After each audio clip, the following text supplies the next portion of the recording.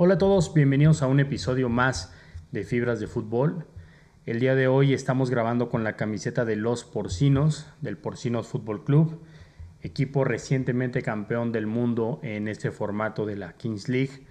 Agradecer a Nacho Castro por el detalle de la camiseta de entrenamiento y sobre todo felicitarlo por este reciente logro.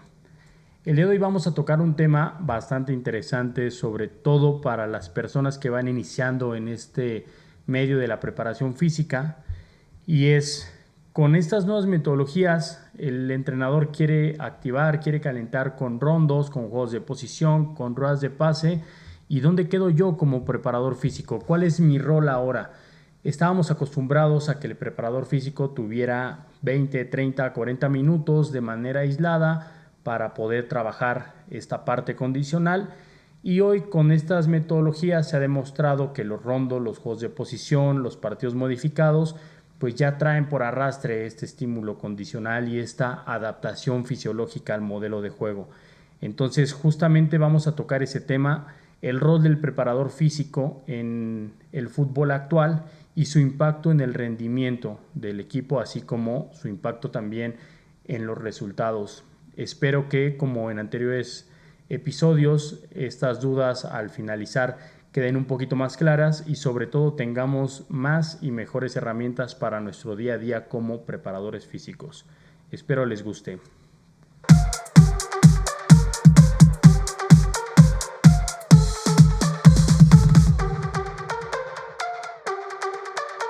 Iniciamos con la figura del preparador físico.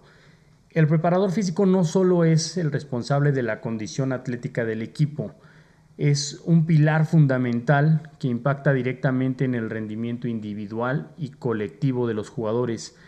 Su labor va más allá de solo planificar sesiones de entrenamiento. Al final se trata también de entender las necesidades específicas de cada uno de los jugadores, de reducir el riesgo de lesiones, pero sobre todo de asegurar que el equipo alcance su máximo potencial a nivel táctico y condicional en el momento adecuado. ¿Por qué hago tanto énfasis en esta parte del nivel táctico? Es importante no aislarse del contexto del fútbol, de entender que trabajamos, llámese la categoría en la que estés, trabajamos con futbolistas, trabajamos con jugadores de fútbol y nos debemos a este deporte. Por lo tanto, no podemos pretender trabajar físicamente a los jugadores de manera aislada sin tomar en cuenta algo muy importante, que es el modelo de juego. Hay dos errores que puntualmente creo que cometemos los preparadores físicos en alguna etapa de nuestras carreras.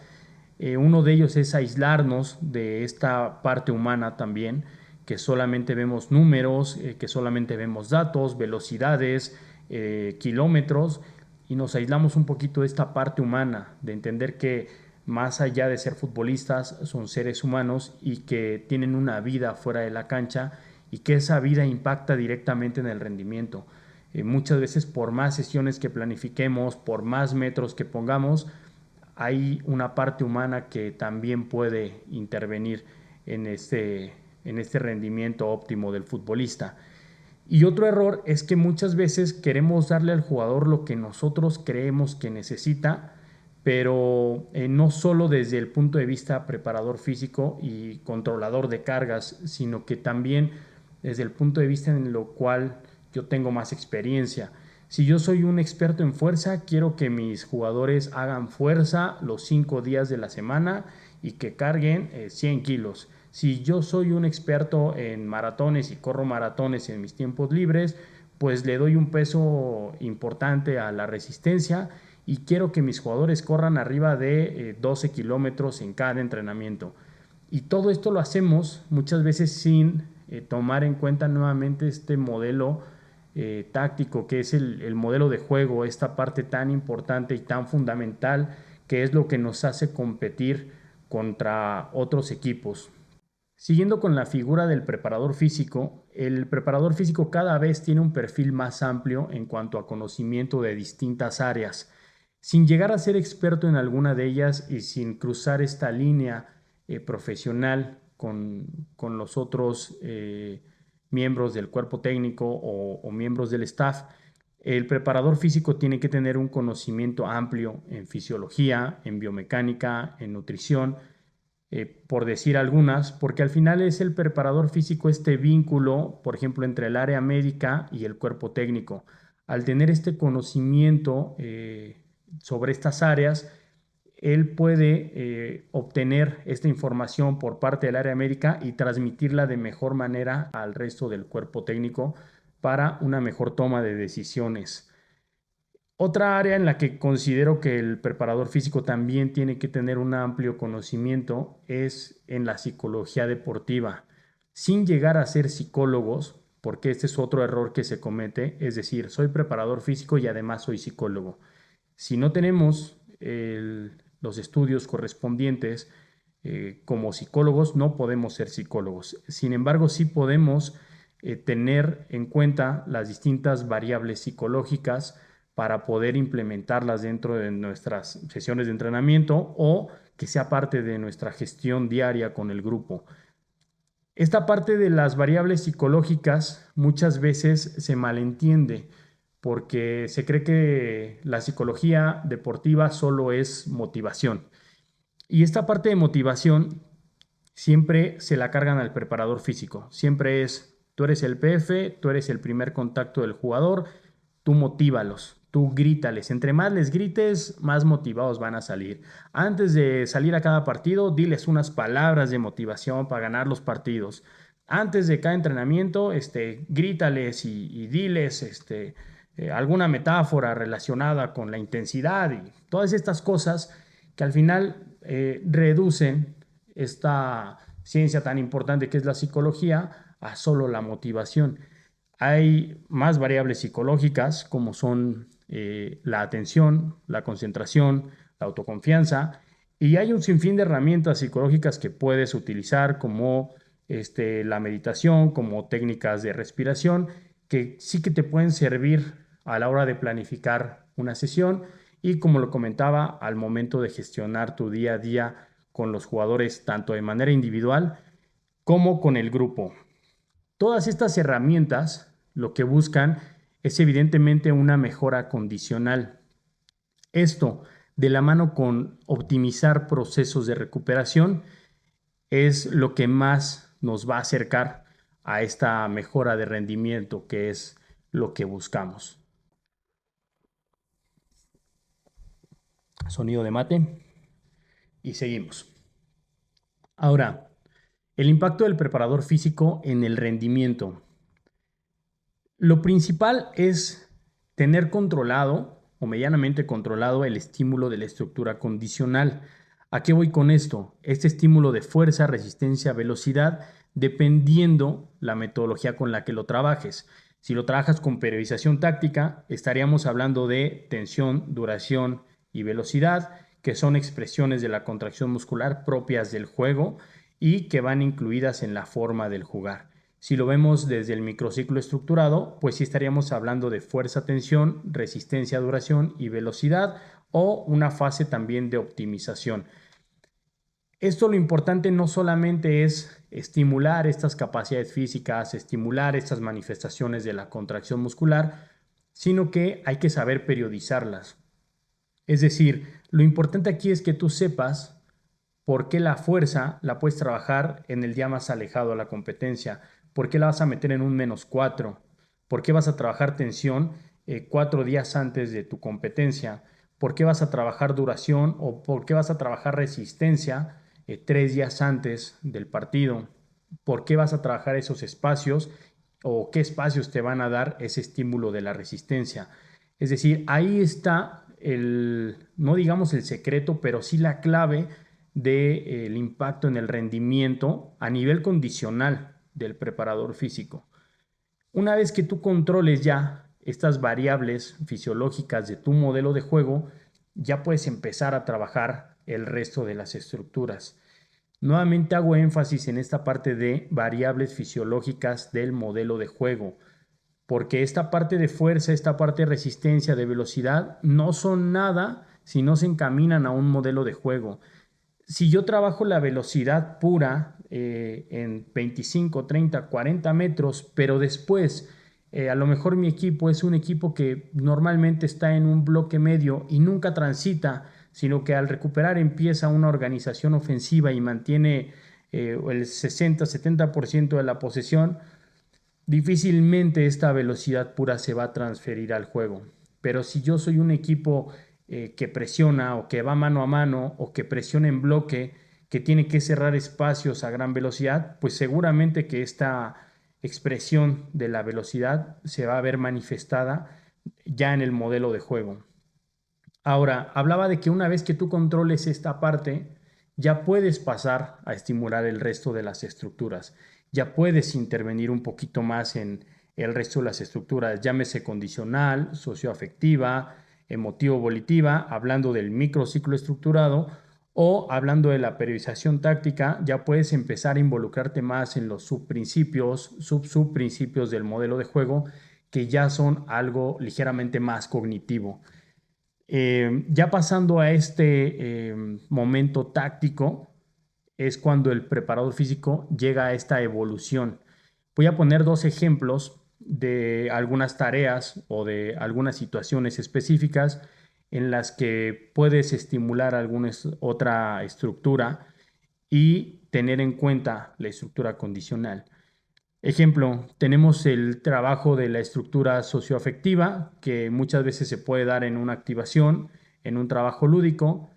Y si tú tienes bien claro qué día de la semana te toca trabajar la velocidad, la resistencia, la fuerza, tú puedes encaminar esta tarea socioafectiva a que corran cierta cantidad de metros, que lo hagan a velocidad, a una carrera de relevos, a que carguen cierto peso, a que tengan tantas desaceleraciones para que ahí tu jugador entre en esa fase de activación muscular excéntrica. Es decir, tú puedes jugar con esas variables fisiológicas teniendo un trabajo que en su mayor parte estimula la estructura socioafectiva. Lo mismo pasa si ya te involucras un poquito más en el modelo de juego y, por ejemplo, pones un juego de posición. Si tú ya sabes qué día vas a tocar la resistencia y ya sabes cuántos metros por jugador, cuántos metros cuadrados por jugador requieres en un juego de posición para que se estimule la resistencia, entonces podrás hacer un juego de posición con cierta estructura a nivel de posicionamiento de jugadores y además en 60 por 60, o si buscas más metros, si buscas velocidad, si vas a poner alguna tarea, un juego de posición con alguna transferencia, una transición ofensiva. Es decir, todo esto parte de que tú conozcas las variables fisiológicas del juego y que además tengas bien controlado esta parte del estímulo de la estructura condicional, que lo sepas periodizar y que sepas llegar a cada una de ellas. Pasando a otro tema, esta parte del riesgo de lesión y la mal llamada prevención de lesiones. Para entender un poquito el por qué le llamamos, o sea, mal llamada prevención de lesiones, esto yo en algún momento lo escuché en un podcast de un preparador físico y he visto que muchos preparadores físicos lo replican y además yo comparto esta idea. Y es que prevenir es tomar alguna acción de manera anticipada para que algo no suceda. Pongo un ejemplo, si yo voy a ir de aquí de donde vivo a la playa y hay cierta cantidad de kilómetros y yo sé que mi coche rinde tantos kilómetros por litro, haciendo una fórmula muy sencilla, yo podré saber cuánta cantidad de gasolina y cuántos pesos le tengo que poner de gasolina a mi coche para asegurarme de no quedarme sin gasolina. Sin embargo, en las lesiones no pasa de esa forma. Las lesiones no se pueden controlar porque el fútbol es tan variable y tan impredecible que es difícil tener el control de todo. Esta es una falsa idea de los preparadores físicos o incluso de ciertos entrenadores de creer que podemos controlar todo y que también podemos controlar las lesiones.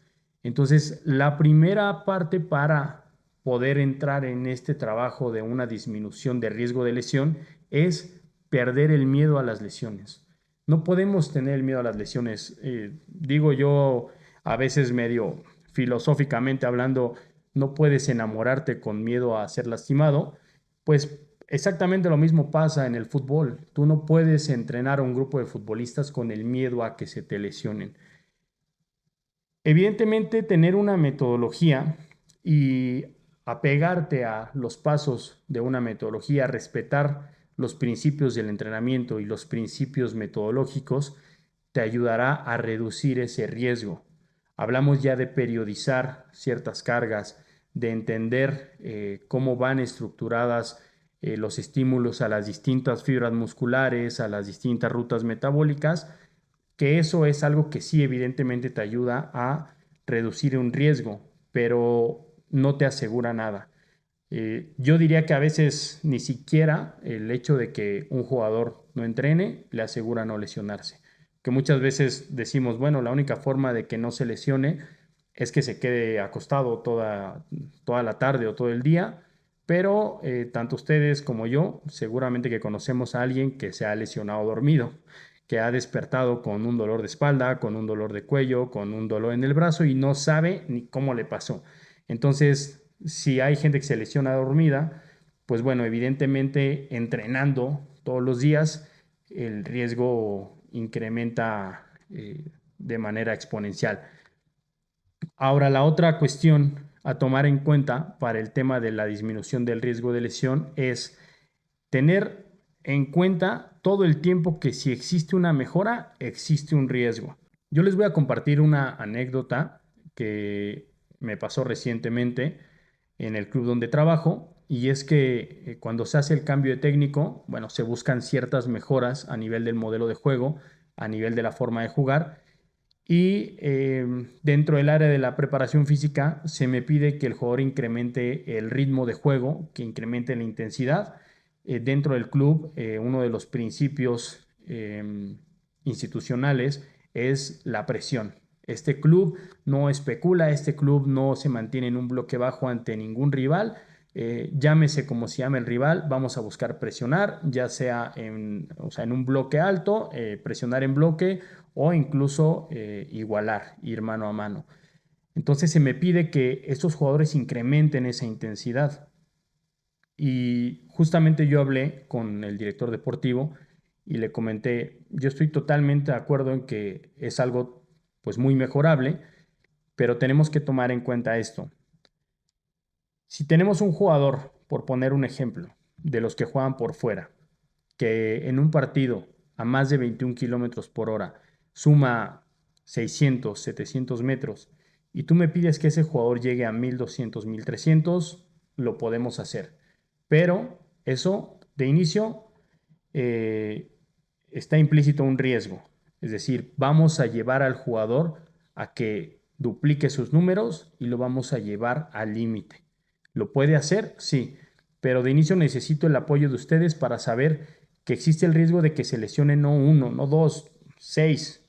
Pero una vez que rebasemos esa barrera de las 6, 7 semanas de la pretemporada e iniciemos el torneo, vamos a poder mantener ese ritmo.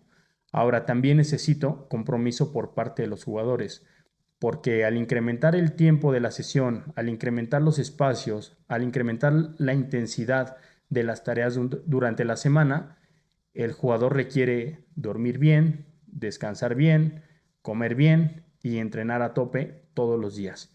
Es un riesgo que asumimos y afortunadamente se logró. En la pretemporada solamente tuvimos un par de molestias musculares. Digo molestias porque no son lesiones graves como tal, puesto que se pierden 1 o 2 entrenamientos y después retoman la actividad. Y si vemos los números, pues sí, los jugadores llegaron, estos que les estoy hablando que sumaban 600 metros, pues llegaron a 1200. Estos jugadores que sumaban 9 kilómetros llegaron a 12 kilómetros, 12,500. Es decir, sí se incrementó, pero se asumió un riesgo. Evidentemente seguimos esta parte metodológica y estos principios del entrenamiento que son los que les digo que les dan esa seguridad para reducir el riesgo de lesión. Pero otra cosa que también reduce significativamente el riesgo de lesión es la exposición al jugador al modelo de juego y a situaciones cercanas al juego. Es decir, si yo al jugador lo tengo constantemente con tareas competitivas durante la semana y le exijo no los mismos metros, pero sí llego a un 60-70% en algunas variables fisiológicas, seguramente que cuando llegue a su 100% en el partido, el riesgo va a ser menor a que si yo durante la semana solo le exijo un 20, un 30% de su nivel máximo. Entonces también hay que tomar en cuenta esta parte de llevar una línea metodológica, respetar los principios del entrenamiento, pero sobre todo mantener al jugador expuesto a estos estímulos y a estas cargas cercanas a la competencia. Otra parte en la que incidimos los preparadores físicos es en la recuperación. En el episodio anterior hablamos un poquito sobre los medios de recuperación a los que se tiene acceso, que pueden ser la crioterapia, los masajes de foam roller, la fisioterapia, la nutrición, la suplementación, que hablábamos que en la pretemporada no es lo ideal echar mano de esas ayudas externas. Sin embargo, durante el torneo sí que es importante empezar con este tipo de ayudas y con este tipo de herramientas que nos mejoran esta fase de recuperación. Ahora, entender que la alternancia de estímulos condicionales más las ayudas externas que pueda recibir el jugador nos va a ayudar a mantener el nivel de rendimiento óptimo durante el torneo. ¿Cómo podemos saber en qué momento alternar estos estímulos, en qué momento meter crioterapia, en qué momento enviar a un jugador a un estiramiento específico, a una sesión de fisioterapia o suplementarlo o hidratarlo de forma distinta? Tenemos la herramienta del wellness y del RPE. El wellness es un cuestionario donde le preguntamos al jugador cosas como cómo durmió, qué tanta fatiga tiene, qué tanto dolor muscular y qué zona de dolor muscular. Entonces, en mi caso, les comparto el cómo lo hago. Es a través de un grupo de WhatsApp que justo se llama Wellness, es única y exclusivamente para eso. Todos los días por la mañana les enviamos esta encuesta. Hay gente que lo hace a través de formularios de Google, hay gente que lo hace con una aplicación que tiene la posibilidad de tener un iPad a la entrada del vestidor, a la entrada del gimnasio. En nuestro caso, en el grupo de WhatsApp se nos hace sumamente accesible para el jugador, que muchas veces se levantan, no sé, toman un café, desayunan y empiezan a revisar el teléfono, redes sociales, y es muy sencillo simplemente abrir el chat del grupo de wellness y contestarlo. Y con esa información es con la que nosotros sabemos en qué momento bajar la carga de ese día, en qué momento diferenciar a un jugador, en qué momento solicitarle a los jugadores al final del entrenamiento que realicen un estiramiento específico, que se suban a la elíptica o a la bicicleta para recuperar un poquito más, que se metan a la tina de hielo, en fin, alguna otra herramienta que tengamos como la fisioterapia también. Y el RPE es esta escala de Borg de la percepción subjetiva del esfuerzo, que lo hacemos todos los días al terminar la sesión. Asumimos nosotros desde la planificación qué escala va a tener. Ese es del 1 al 10. El 1 es prácticamente reposo total y 10 es la máxima exigencia, que nosotros la comparamos con un partido muy intenso donde se juegan los 90 minutos. Entonces ya el jugador tiene más o menos esa escala y esa percepción de cuánto es 10 y de cuánto es 1. Nos contesta al final del 1 al 10. Dejamos que pasen unos 2-3 minutitos ya que el jugador llegó al vestidor, ya que se quitó el Wimu, ya que se hidrató, pasó a la colación. Es decir, no es inmediatamente después de terminar la sesión. ¿Por qué? Porque si tú haces una sesión muy compleja y terminas con un torneo de fútbol tenis, la percepción del jugador muchas veces llega a ser la última tarea y te puede decir un 3, cuando a lo mejor la sesión fue de 8.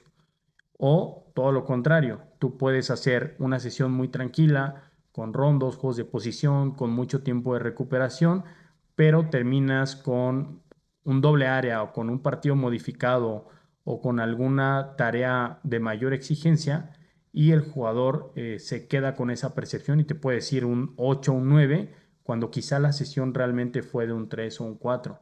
Entonces les damos un poco de espacio, que termine la sesión, que se hidraten, que pasen a la colación y ahí se les pregunta, tomando en cuenta toda la sesión, cuál fue su percepción del esfuerzo.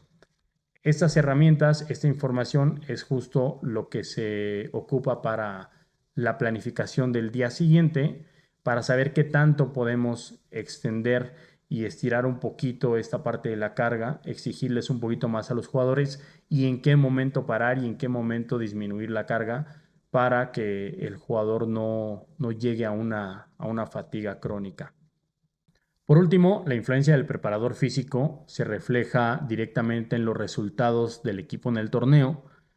Un equipo bien preparado a nivel condicional es capaz de mantener un alto nivel de intensidad durante los 90 minutos. ¿Cómo impacta el preparador físico en los resultados? Bueno, ya comentamos sobre estas adaptaciones fisiológicas al modelo de juego y que estas adaptaciones tienen que rendir cuentas durante los 90 minutos.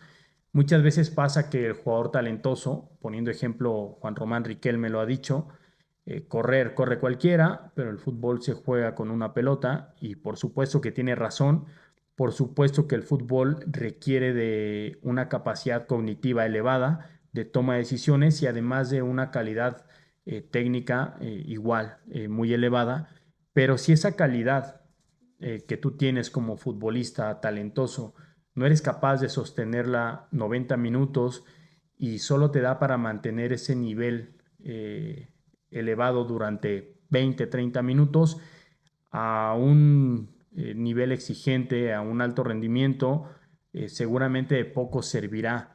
Entonces es importante esta parte de la adaptación fisiológica. Por eso es tan importante la estructura condicional, porque si bien el talento y las otras estructuras del jugador y todos los principios, subprincipios del modelo de juego que pudieras llegar a tener como director técnico, si el jugador no es capaz de sostenerlo los 90 minutos, te aseguro que de poco servirá tanto trabajo a nivel táctico o tanto talento. Otra de las cosas en las que impacta, no sé si directa o indirectamente en el resultado, es que el preparador físico gestione de manera adecuada las cargas para justo esta parte que hablábamos de reducir el riesgo de lesión y tener un plantel con el 100% de disponibilidad.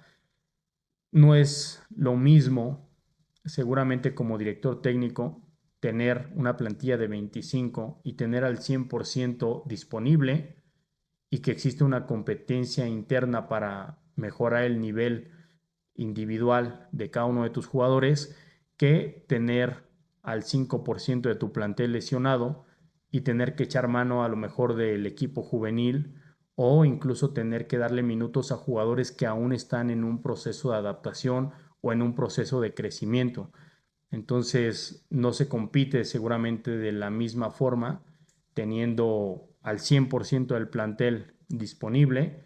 No se compite de la misma forma ni a nivel del torneo ni a nivel del día a día. La competencia interna es sumamente importante. Entonces, muchas veces se liga el método al resultado, que es algo pues un poquito más complejo que solamente decir obtuve el resultado y sí puedo ligar un poquito este resultado al método porque el método me va a decir qué hice bien, qué hice mal y qué camino seguí. Pero lo que yo no estoy tan de acuerdo es que se ligue o se juzgue el método por el resultado, porque muchas veces he escuchado, y les pongo un ejemplo igual, apenas estuve tomando una charla con un preparador físico muy reconocido que nos decía que menos es más, que hay que buscar la menor cantidad de ejercicios que optimicen el rendimiento y que nos den la mayor cantidad de resultados. Justo cuando estábamos tomando ese Zoom, me escribe un amigo que también lo estaba tomando y me manda una publicación de otro preparador físico también muy reconocido que decía que había que echar mano de la mayor cantidad de ejercicios y de llevar al jugador al límite y entre más ejercicios hiciera iba a ser mejor para su rendimiento. Ahora, si yo les pusiera en la mesa a estos dos preparadores físicos, ambos son campeones, han sido campeones en la Liga MX, ambos han tenido títulos internacionales, ambos han llegado incluso a selecciones nacionales, y ahí es donde yo difiero que por el hecho de que a ti te funcionó, pienses que un método es el bueno y el resto lo desacredites, que eso es algo que pasa, y sobre todo con estas nuevas metodologías que he escuchado mucho esta parte de esto es lo que da. En México nadie ha ganado con periodización táctica. En México nadie ha ganado con el método de Guardiola. Aquí lo que da es correr. Está bien, con ese método analítico hay clubes y hay selecciones nacionales que han sido campeonas del mundo, pero eso no quiere decir que el microciclo estructurado solo sirva cuando el Barça es campeón y luego cuando se queda en los cuartos de final de la Champions. Bueno, ese método ya no sirve. ¿Por qué? Porque ya no ganó. Entonces, desliguemos esta parte de juzgar el método por el resultado, sino que más bien encaminémonos a un método que nos ayude a entender todo nuestro proceso, y por supuesto que después el resultado puede venir o no, pero el resultado en el fútbol depende de un montón de variables y la gran mayoría de ellas poco controlables. En resumen, el preparador físico juega un rol indispensable en el éxito de un equipo de fútbol.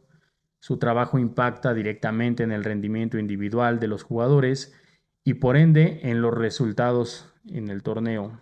Y la implementación de una metodología como base en nuestra planificación es fundamental para maximizar el rendimiento y asegurar que el equipo esté en su mejor forma en el momento preciso.